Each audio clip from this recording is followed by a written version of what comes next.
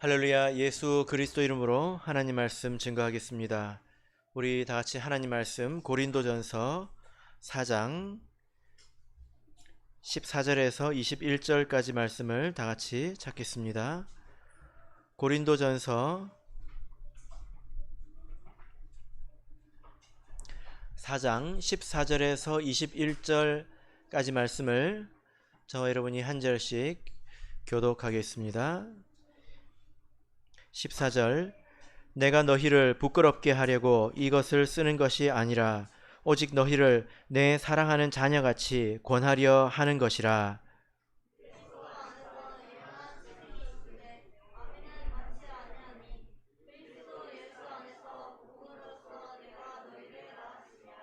그러므로 내가 너희에게 권하노니 너희는 나를 본받는 자 되라.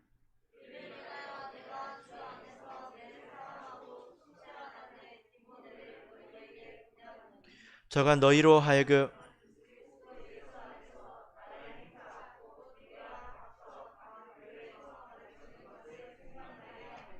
어떤 이들은 내가 너희에게 나아가지 아니할 것 같이 스스로 교만하여졌으나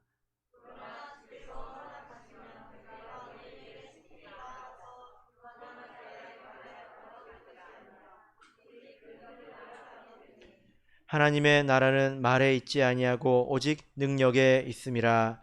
너희가 무엇을 원하느냐? 내가 매를 가지고 너희에게 나아가랴. 사랑과 온유한 마음으로 나아가랴. 아멘. 네, 오늘 이 시간은 너희는 나를 본받는 자 되라 라는 제목으로 하나님 말씀 증거하겠습니다. 교회는 하나님의 집, 또 하나님의 가정입니다. 이 가정에서 가장 중요한 것은 무엇이라고 여러분 생각하십니까? 이 가정에서 중요한 것은 부모와 자식 간의 바른 관계가 세워지는 것, 그리고 또 형제 그리고 자매 사이에 바른 관계가 세워지는 것입니다. 어떤 것이 바른 관계입니까? 부모와 자식 간의 관계에서는 먼저 부모는 자기의 마음대로 자녀를 대하는 것이 아니라 주의 교양과 훈계로서 자녀를 양육해야 합니다. 그리고 자녀는 마땅히 주 안에서 부모에게 순종해야 합니다. 이것이 바른 관계이지 않습니까? 자식을 나의 소유물인 것처럼 취급해서도 안 되죠. 천국에 가면 똑같은 형제 자매입니다. 그러나 자녀들은 부모님을 하나님의 대리자로 생각하고 마땅히 순종해야 옳습니다. 그러면 형제 자매 사이의 바른 관계는 무엇이죠? 바로 화목한 것입니다. 서로 화평하게 지내는 것이죠.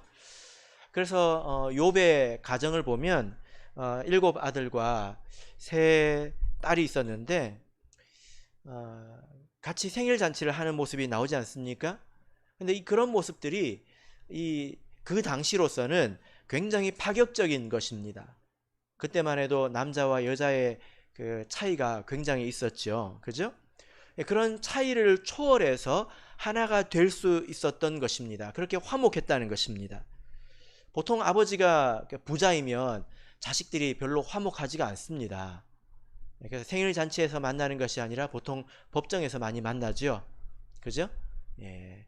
그러나 욥의 가정의 온전함, 욥의 온전함을 이렇게 말씀하고 있습니다. 그래서 형제 자매 사이에 가장 중요한 것은 화목한 것입니다. 반면에 우리가 이삭의 가정을 보면 야곱이 자기 형제를 속이지 않았습니까? 이것은 자기 형제를 도구처럼 대했다는 것입니다. 사람으로 대하는 것이 아니라 인격으로 대하는 것이 아니라 내가 사용할 수 있는 도구로 대했다는 거죠. 그 도구가 사람일 뿐이었던 것입니다. 이것이 바로 그 지렁이 같은 야곱의 출발점 아니었습니까? 이런 모습은 하나님 안에서 굉장히 아름답지 못한 모습입니다. 여러분, 이 원리를 하나님의 집인 가정인 교회에 적용을 해 보십시다. 우리 하나님의 집 교회에서 가장 중요한 것은 무엇일까요? 하나님께서 마땅히 우리를 자녀로 양육하시겠죠? 이것은 우리가 의심할 바가 없습니다. 중요한 것은 우리가 하나님께 순종하는 것입니다. 그죠? 예. 그럼 형제 자매 사이에 가장 중요한 것은 무엇일까요? 예. 서로 화목한 것입니다. 우리 형제 자매들 사이에 화목한 것입니다. 우리 이 교회에서 우리가 하나님께 순종한 것, 그리고 형제 자매 사이에 화목한 것, 이것보다 더 중요한 게 혹시 알고 계신 것이 있으십니까? 저는 잘 모르겠습니다. 이러하다면 우리에게 부족함이 없을 겁니다. 그래서 만약에 교회에서 성도 사이에 분쟁이 있다면, 화목이 없고 분쟁이 있다면 이것은 가장 중요한 것을 잊어버린 것이겠죠. 그죠? 그래서 이것을 뭐가 없는 일이라고 했습니까? 어처구니 없는 일이라고 말씀을 드렸습니다. 그러니까 이 고린도 교회 성도들이 세상에 허무한 것으로 자랑하고 성도들과 차이를 만들고 일꾼들을 세속적인 안목으로 판단해서 줄서기를 하고 그 사람들끼리 서로 대립을 한다면 이것은 정말로 어처구니 없는 그런 모습이라는 것입니다. 자, 그러면 여러분, 우리가 아유 어쩌쩌쩌 저러면 안 되지 할 것이 아니라, 어떻게 고린도 교회 사람들은 그 지경이 되었을까 우리가 생각을 해봐야 되지 않겠습니까? 왜냐하면 여러분 한번 생각해 보세요. 처음부터 그런 사람들이 교회에 들어올까요? 그렇게 교만해서 목이 고든 사람들이 교회에 들어올까요? 그렇지 않습니다. 처음에는 전부 복음에 감격하고 하나님의 이적에 놀라고 자기의 죄인됨을 인정하고 그래서 고개를 숙이고 세례를 받지 않습니까? 그죠?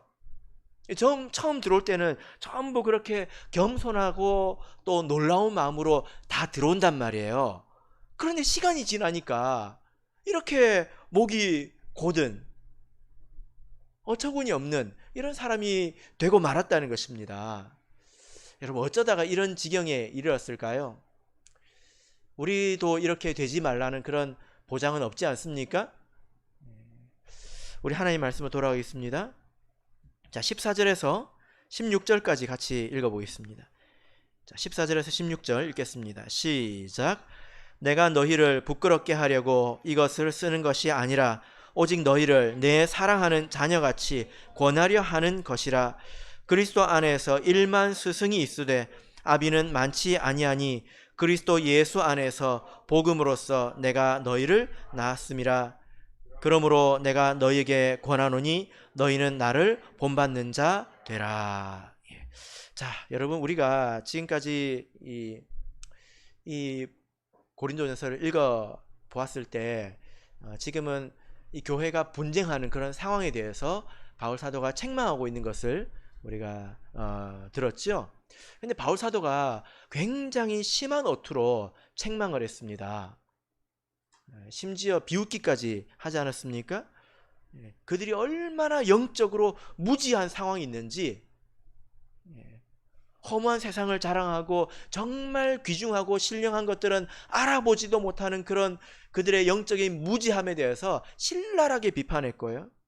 그리고 그들이 얼마나 영적으로 또 교만한지, 심지어 이 대사도 바울보다도 먼저 천국에 도착한 사람 행세를 하고 있었으니 그들이 얼마나 교만한 사람인지 바울 사도가 책망하지 않았습니까? 그죠?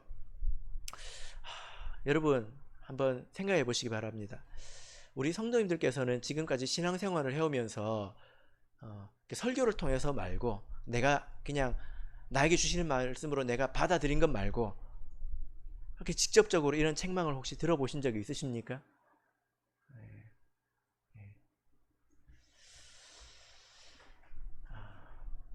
쉽지 않은 일이죠. 근데 바울 사도가 지금 이렇게 책망하는 목적이 무엇인가요? 왜 이렇게 책망하고 있습니까? 자, 14절을 보시면 내가 너희를 부끄럽게 하려고 이것을 쓰는 것이 아니라, 지금까지 들은 말로는 부끄러워서 아마 쥐구멍에 숨고 싶은 그런 마음이어야 당연하다는 것입니다. 그러나 그렇게 하려고 적은 것은 아니다 는 거죠. 그죠? 이 말씀을 알아들었다면 정말 부끄러웠을 것입니다. 그러나 부끄럽게 하는 것이 목적은 아니라는 겁니다. 그러면 목표가 무엇입니까? 예, 오직 너희를 내 사랑하는 자녀같이 권하려 하는 것이다. 예. 그러니까 이게 무슨 말이냐면 고린도 성도들이 그 누구의 말도 듣지 않았다는 것입니다. 그러니까 바울 사도가 직접 이렇게 심하게 말을 해야 되는 상황이 되었다는 것입니다. 여러분, 지금 고린도 교회 성도들이 지금까지 설교를 안 들었을까요? 말씀을 듣거나 배워본 적이 없을까요? 그렇지 않죠? 아볼로가 거기서 목회였다고 성경은 말하고 있지 않습니까? 그죠? 근데 지금까지 그들이 그 말을 듣지 않았다는 거예요.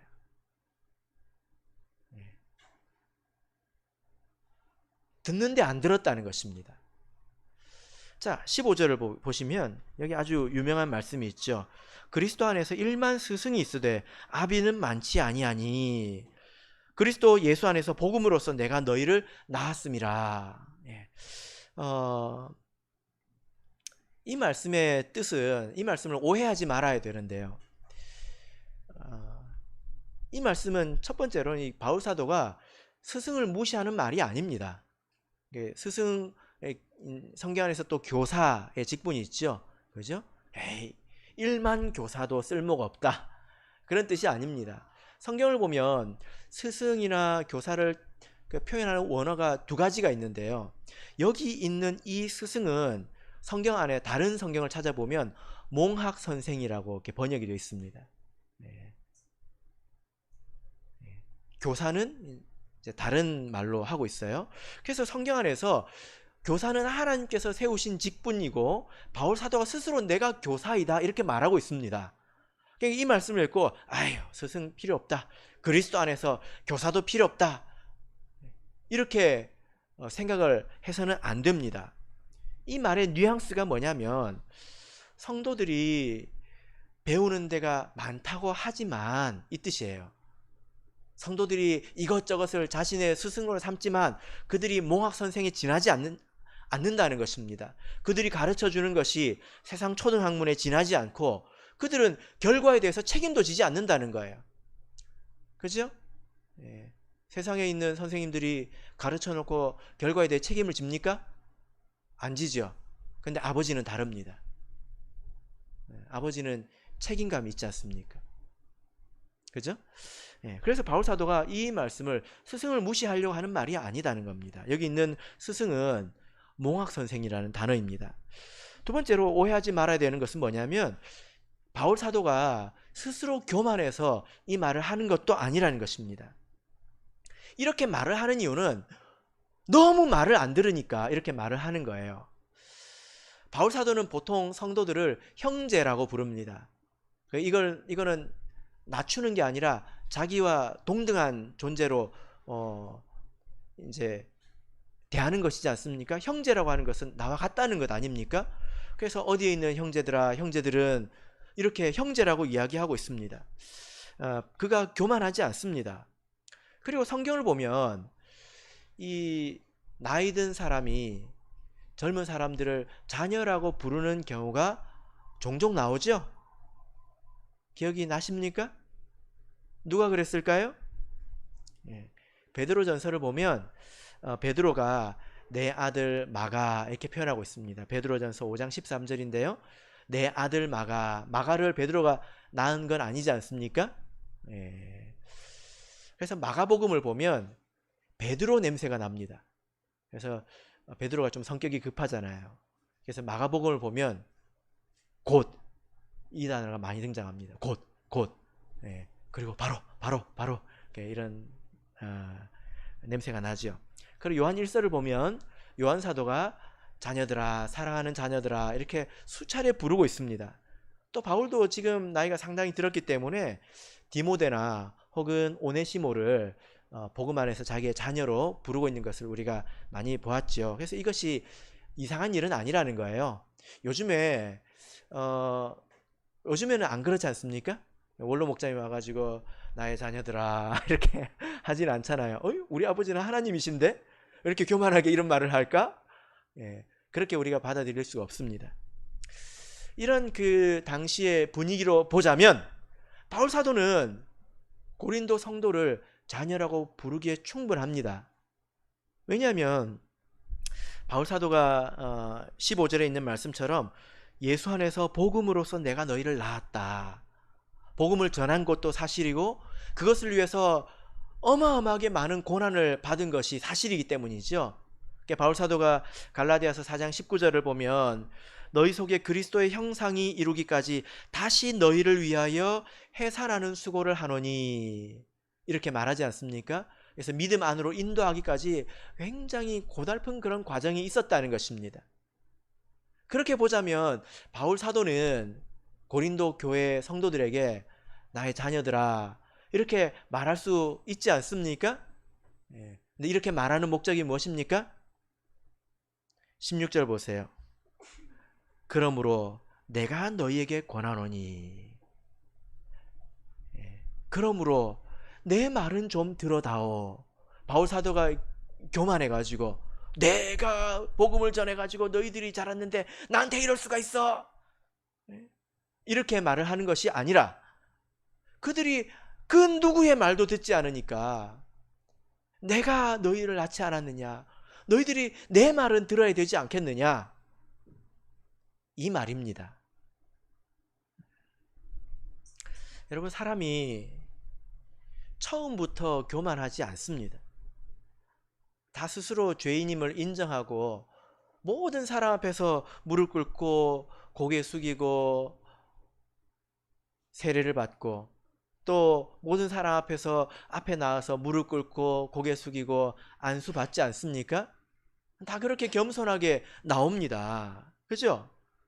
그런데 여러분 들을 줄 모르는 사람이 되면 이렇게 교만해지게 되어 있습니다.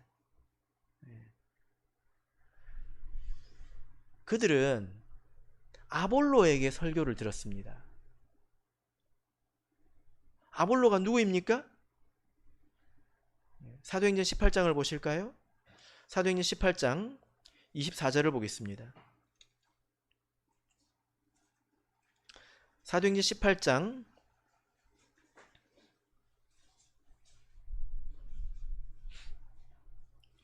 24절 사도행전 18장 24절 같이 읽겠습니다. 시작.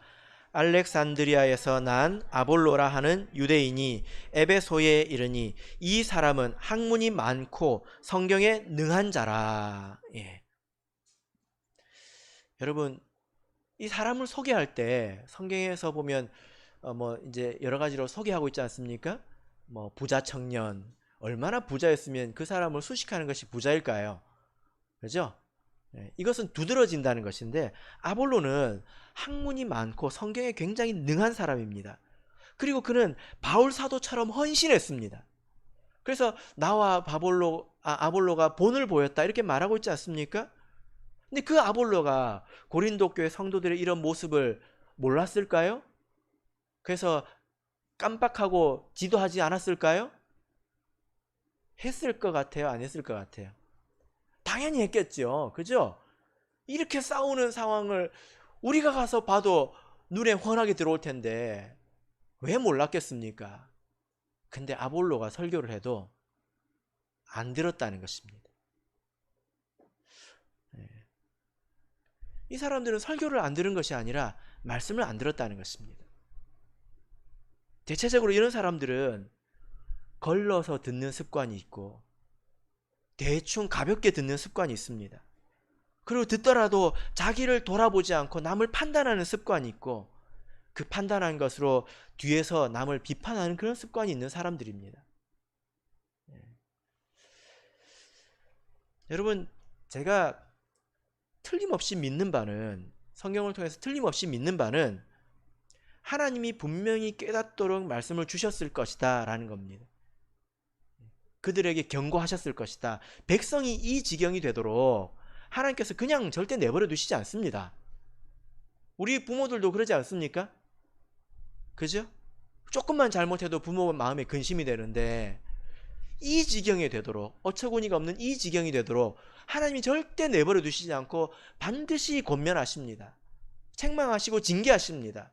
여러 가지 다양한 방법으로 저는 메시지를 주셨을 거라고 틀림없이 믿습니다. 근데 그들이 하나도 듣지 않았다는 거예요. 그러니까 바울 사도가 내 말은 들어야 되지 않겠느냐, 이 얼마나 큰 답답함인지 여러분 아시겠지요? 그죠? 예. 아마 그들에게 아마도 이 지경이라면 삶에 많은 어려움도 있었을 거예요. 사단이 틈타고 선택이 왜곡되고, 그러면 삶에서도 많은 문제들이 있었을 것입니다. 어찌 이렇게 깨닫지 못했을까요? 어떻게 이 지경이 되도록 아볼로가 설교를 하고 바울 사도가 이렇게 이야기를 해도 깨닫지 못할 정도로 그들의 귀가 닫혔을까요? 사람이 이렇게도 될 수 있습니다. 여러분 참 두렵지 않습니까? 사람이 귀가 막힐 때 이렇게도 막힐 수 있다는 거예요. 그래서 여러분, 목자님이 설교를 못해서 내가 못 깨닫는다고 이렇게 핑계 대지 마십시오. 그게 사실일 수 있지만 성경을 보니까 예수님이 설교해도 안 듣는 사람은 안 듣더라고요. 아볼로가 설교를 해도 안 듣는 사람은 안 듣지 않습니까? 제 문제일 수 있지만 듣는 사람 문제일 수도 있습니다. 그래서 제가 이 말씀을 생각할 때 제 자신을 생각을 해보면요, 옛날에는 어떤 생각을 했냐면 목회자는 죄 지을 일이 별로 없다고 생각했습니다. 왜냐면 뭐 세상에 나갈 일이 별로 없다 보니까 기본적으로 많이 차단이 되어 있지 않습니까? 뭐 욕심 부릴 일도 많이 없고, 그죠?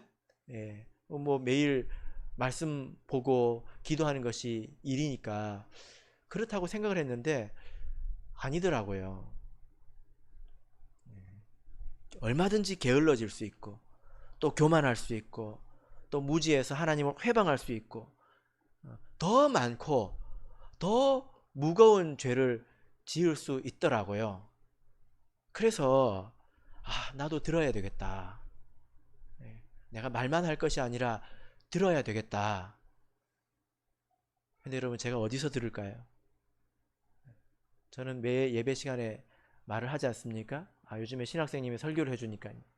얼마나 좋은지 모르겠습니다. 저도 들을 수 있지 않습니까? 저는 어디서 들을까요? 나름대로 듣는 방법이 있습니다. 들어서 하나님의 은혜가 내 마음에 차야 되고, 또 하나님께서 나를 아시는 것을 제가 알아야 저도 조심하고 살겠더라고요. 그죠? 저도 귀를 열고 살려고 노력합니다. 그래서 내가 이 자리에 앉아 있다고 해서 귀를 열고 있다고 착각하시면 안 됩니다. 설교를 듣는 것과 말씀을 듣는 것은 좀 다를 수 있지 않습니까? 우리 모든 성도님께서 하나님께서 지금 나에게 말씀하시는구나, 이 책망과 위로와 경계를 마음속에 늘 담고 사시길 바랍니다. 그래서 항상 되새겨 보십시오. 지금 하나님께서 나에게 뭐라고 말씀하셨는가, 나에게 주시는 메시지가 무엇인가. 이것은 설교를 듣는 것과는 다르지요. 설교를 통해서, 성경 읽기를 통해서, 기도를 통해서 내 마음에 담겨지는 것들이 여러분 무엇이 있습니까? 자, 본문으로 돌아가서 16절, 17절 읽겠습니다. 16절, 17절 읽겠습니다. 시작. 그러므로 내가 너희에게 권하노니 너희는 나를 본받는 자 되라. 이를 인하여 내가 주 안에서 내 사랑하고 신실한 아들 디모데를 너희에게 보내었노니 저가 너희로 하여금 그리스도 예수 안에서 나의 행사 곧 내가 각 처 각 교회에서 가르치는 것을 생각나게 하리라. 자, 바울 사도가 이런 마음으로 좀 들으라 했습니다. 그래서 권면한 것이 무엇입니까? 나를 본받으라, 이거죠. 나를 본받으라, 이렇게 이야기를 했습니다. 자, 여러분, 나를 본받으라고 했으면 그러면 뭐 하면 됩니까? 본받으라 이 말은 좋은 말이죠. 그럼 우리가 뭐 하면 됩니까? 바울 사도처럼 헌신하라는 말일까요? 아니, 바울 사도처럼 기도하라는 말일까요? 지금 본받으라고 할 때는 도대체 무슨 말입니까? 구체적으로 우리가 이것을 알아야죠. 그죠? 자, 사도행전 20장을 보겠습니다. 사도행전 20장 35절을 보겠습니다. 고린도 교회 이런 상황 아래서 바울 사도의 나를 본받으라는 이 뜻이죠. 사도행전 20장 35절 같이 읽겠습니다. 자, 시작. 범사에 너희에게 모본을 보였노니 곧 이같이 수고하여 약한 사람들을 돕고 또 주 예수의 친히 말씀하신 바 주는 것이 받는 것보다 복이 있다 하심을 기억하여야 할지니라. 내가 범사에 너에게 모본을 보였다. 그리고 뭐라고 말하고 있습니까? 수고하여 약한 사람들을 돕다, 도왔다 이거죠. 그죠? 고린도 성도들은 약한 사람들을 돕지 않고 그들 위해 군림했고 그들을 차별했고 그들을 차별하는 것으로 자기 스스로 높아졌다고 자만했습니다. 그런데 바울 사도는 대단한 사람이지 않습니까?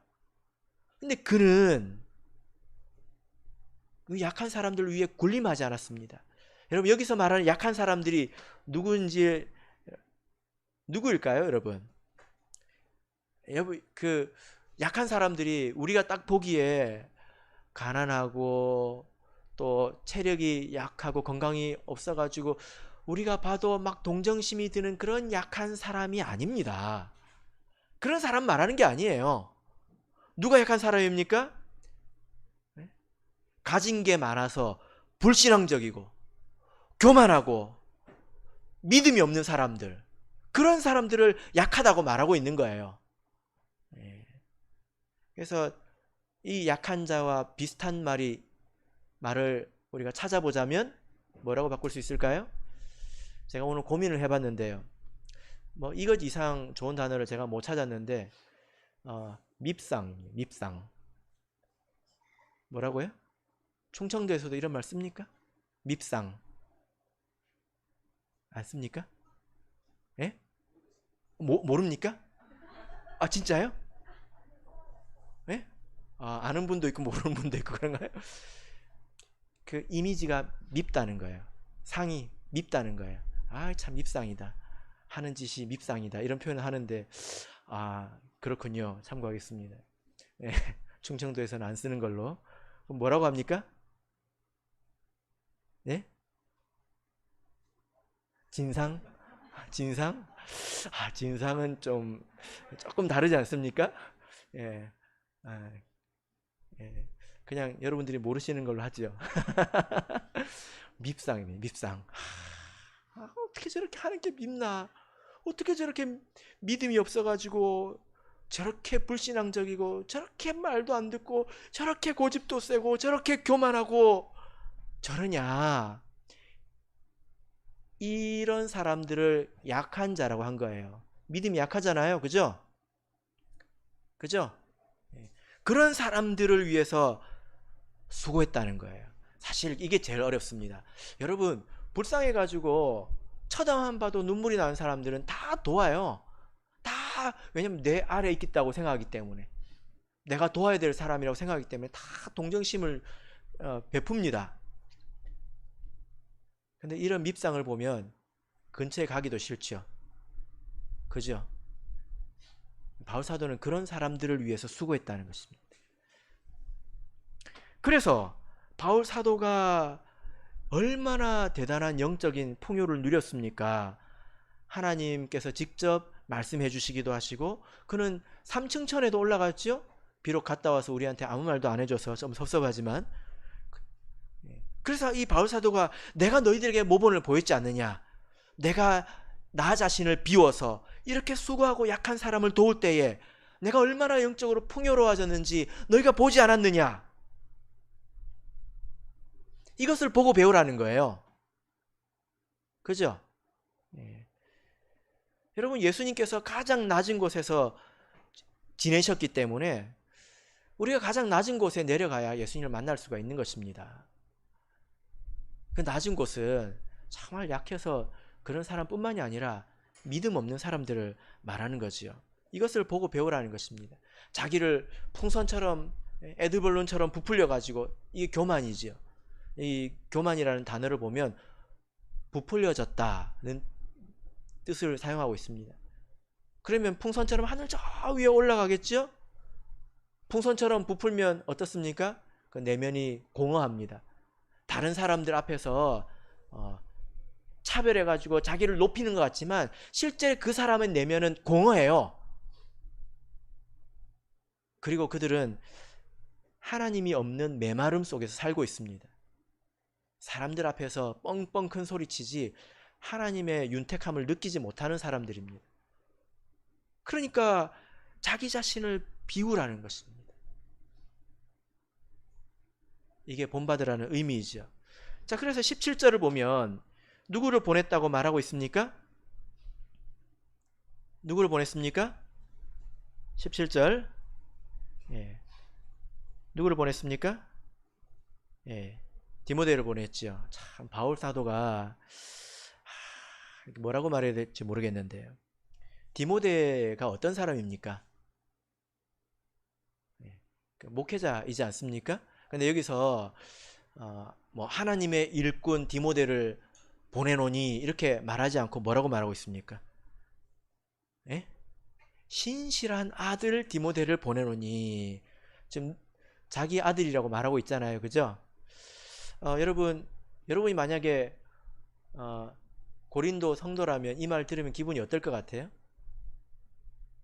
네?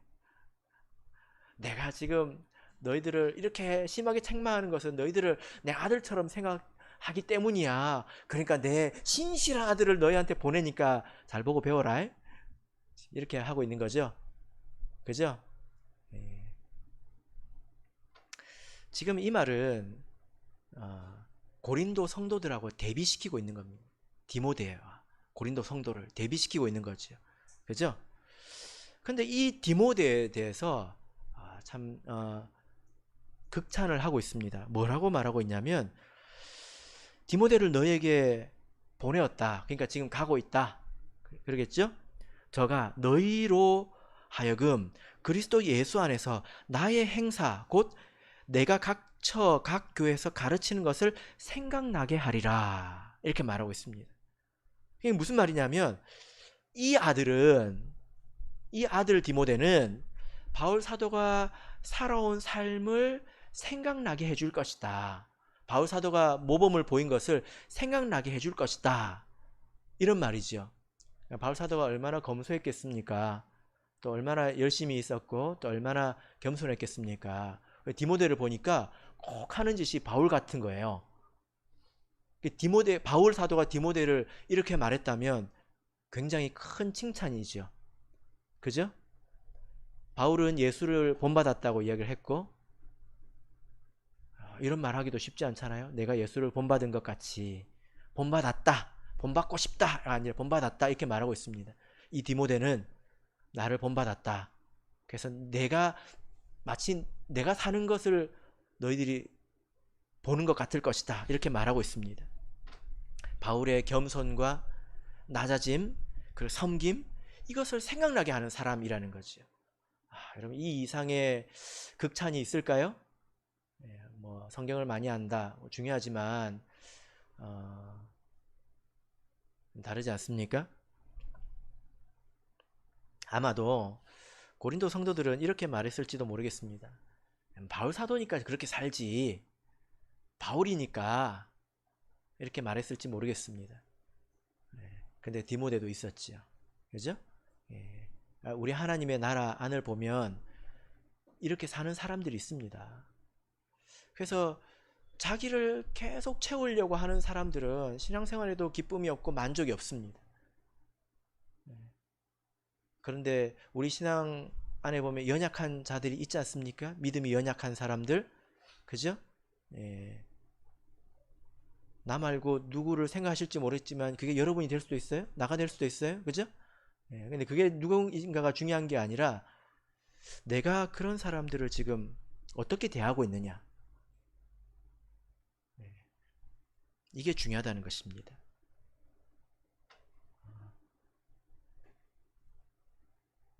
그런 사람들 옆에 있으려면요, 자기를 많이 버려야 합니다. 그죠? 이 말이 이해되십니까? 예. 밉상 옆에 있으려면 어떻게 해야 됩니까? 예. 스트레스 받는 걸 이제 각오해야 되죠. 그걸 받아들일 각오를 해야 되죠. 내가 낮아지면 그게 수용이 된다는 거예요. 근데 이게 능력입니다. 바울 사도가 이거를 능력이라고 하고 있는 거예요. 무엇이 능력입니까? 여러분, 안수해서 병고침 일어나고 귀신을 쫓아내고, 물론 이게 능력이죠. 근데 바울 사도가 이렇게 자기를 비워서 낮은 곳에 임하는 것을 능력이라고 말하고 있습니다. 18절에서 20절 우리 읽어보겠습니다. 18절에서 20절 읽겠습니다. 시작. 어떤 이들은 내가 너희에게 나아가지 아니할 것 같이 스스로 교만하여졌으나 그러나 주께서 허락하시면 내가 너희에게 속히 나아가서 교만한 자의 말을 알아볼 것이 아니라 오직 그 능력을 알아보겠노니 하나님의 나라는 말에 있지 아니하고 오직 능력에 있음이라. 여러분, 이것이 지금 분쟁과 어떤 관계가 있는지 생각해 보세요. 능력 그러면 어떤 신비로운 치유의 능력, 이런 것을 우리가 보통 생각하지만 그렇지 않습니다. 하나님의 나라는 말에 있지 않고 능력에 있습니다. 여기서 이 말이라고 하는 것은 그거죠. 약한 자, 밉상, 불신자, 그런 사람들을 보고 판단해서 비수 같은 말로 비판하는 것, 이건 말입니다. 그런데 그런 약한 자, 밉상을 보고 나 자신을 낮추어서 그 사람 밑에 가서 그 사람을 받쳐주고 섬겨주고 세워주는 것, 이것이 능력이라는 거예요. 그러려면 자기를 비워야 되거든요. 자기를 얼마나 버려야 그런 사람들 밑에 가서 그들을 섬겨줄 수 있겠습니까? 그래서 자기 비움이 예수님께서 보여주셨던 능력이고, 그리고 하나님 나라 안에서 인정받는 능력입니다. 돈이 능력입니까? 말빨이 능력입니까? 아니죠. 그런 사람들이 있다는 사람들이 약한 사람을 눈꽃만큼도 섬길 줄 모른다면 능력이 없는 것입니다. 이렇게 우리가 다른 스스로 자기를 비울 줄 안다면, 그래서 다른 사람을 품어준다면 축복이 있습니다. 하나님이 그것을 다 아시죠? 어찌 모르겠습니까? 하나님께서 그것을 어찌 모르시겠습니까? 사람의 눈에 저울질되는 그 사람을 어떻게 하나님께서 모르시겠습니까? 근데 그도 하나님의 자녀 아닙니까? 우리가 그 사람을 불쌍히 여겨주고 연약하게 여겨주면 하나님이 나를 불쌍히 여겨주십니다. 맞습니까? 마태복음 7장을 보겠습니다. 마태복음 7장 2절을 보겠습니다.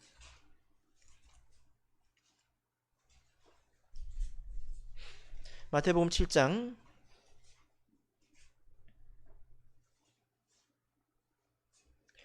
2절 같이 읽겠습니다. 시작.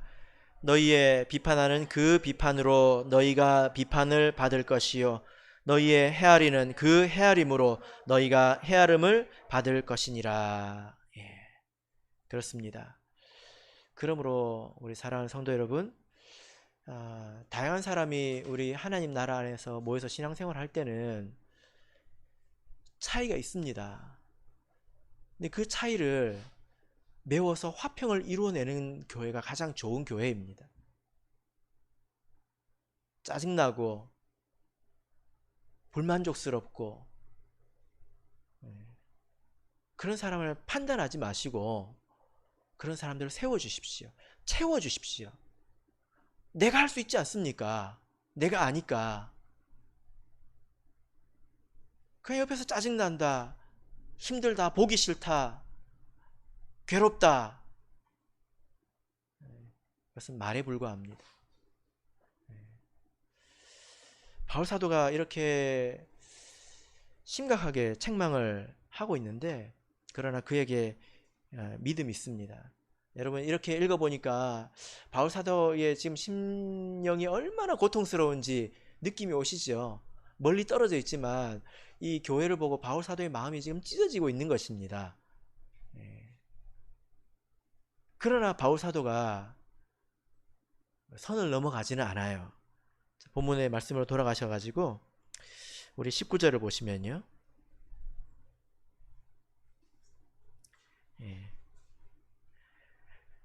그러나 주께서 허락하시면, 이렇게 말하고 있습니다. 자, 18절을 보면 어떤 내용입니까? 어떤 이들은 내가 너희에게 나아가지 아니할 것 같이 스스로 교만하여졌으나, 그러니까 어떤 사람들은 바울 사도가 뭐 이 먼 데까지 또 한 번 더 오겠어? 해가지고 교만해졌다는 거예요.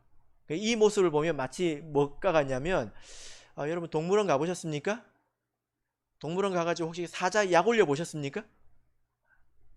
이렇게 사자 약 올려 보셨습니까? 예, 동물원을 안 가보셨거나 혹은 사자가 튀어나올까봐 무서우셨거나 그러십니까? 이 모습 같아요. 바울사도 뭐 또 오겠어? 바울사도 그런 얘기까지 들은 거예요. 화가 났어요. 내가 당장 가서 너희 버릇을 고쳐주겠다 라고 말해야 될 상황에서 주께서 허락하시면, 이렇게 말하고 있습니다. 이 모든 일의 주인은 내가 아니라는 거죠. 그죠? 여러분, 하나님께서 기회를 주셔야 합니다. 권면도 하나님께서 기회를 주셔야 합니다. 그래서 저도 때로 하나님께서 기회를 주시기를 기도할 때가 있습니다. 사랑하는 성도 여러분, 여러분은 어떤 하나님을 만나고 싶으십니까? 매를 드신 하나님이십니까? 아니면 온유한 마음의 하나님을 만나고 싶으십니까? 이 말씀을 통해서 자기 자신을 깊이 돌아보시길 바랍니다. 그리고 교훈을 얻어서 모든 사람이 우리 성도님들을 볼 때 예수님처럼 낮아져서 섬기는 그 능력을 보게 되기를 예수 그리스도 이름으로